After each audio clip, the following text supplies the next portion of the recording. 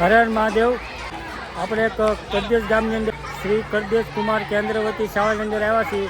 ત્યાં અત્યારે છે ને મેળો કરેલ છે તે આપણે આજ એ મેળો જોવા આવેલ છે. પાણીપુરીનો પહેલો સ્ટોલ છે, પાવભાજીનો પ્રોગ્રામ છે, દાબેલીનો પ્રોગ્રામ છે, જો ભૂંગળાનો પ્રોગ્રામ છે ભાઈ, લચ્છી છે ભાઈ, જો પાણીપુરી, લીંબુ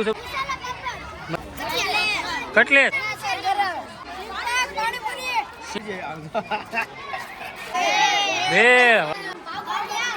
શાળાનો 151મો સ્થાપના દિવસ હા છે.